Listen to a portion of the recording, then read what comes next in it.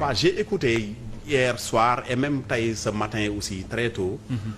J'ai eu à écouter ce discours-là mais effectivement je confirme que à mon niveau man tout à bi may ñëw rek am na ka mi si doon waxtaanal ma ni que vraiment j'étais fier quand même d'entendre un président africain tenir ce genre de discours c'est un discours de courage aussi.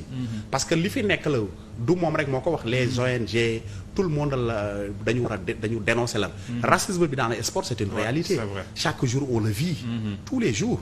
Et ça, la discrimination aussi dans le sport yooyu on le vit. Mais aussi la discrimination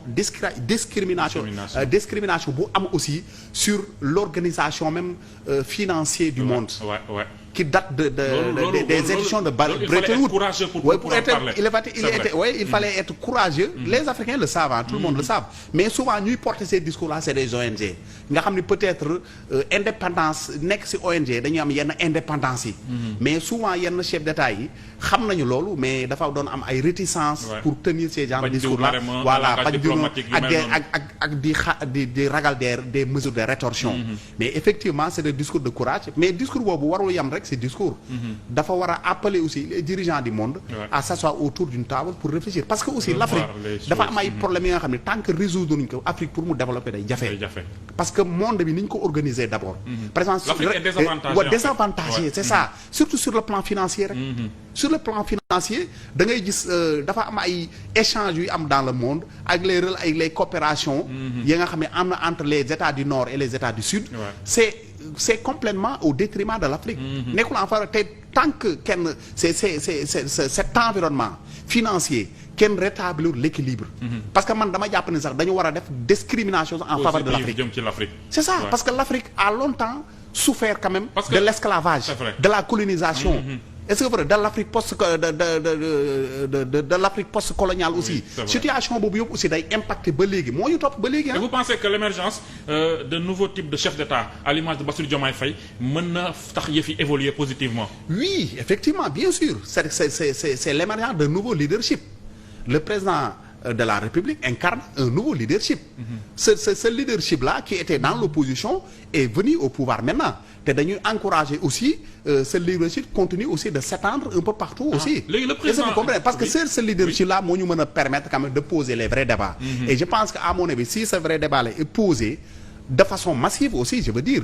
Je dis que le président de la République le président Diomaye Faye donc c'est un monsieur qui a le courage. Il a démontré sa grandeur mais aussi dans cet élan aussi il doit être soutenu. Il ne doit pas être seul dans ce combat. Voilà, il ne doit pas être seul dans ce combat-là. Mais je pense que compter sur ces pairs africains les autres chefs d'État parce que am na ci ñoo xam ne ba tey seen cordon ombilical ak l'Occident complexe d'infériorité bi daggagul am na ci ñoo xam ne c'est des régimes militaires est-ce que seen voix mën na porter. dëgg la xam nga effectivement am na yenn pays yoo xam ne la situation est un peu difficile. Mais quand même l'espoir est permis dans ces pays-là parce que aussi malgré que peut-être il y a des pouvoirs mais quand même da ngay gis ne la jeunesse africaine.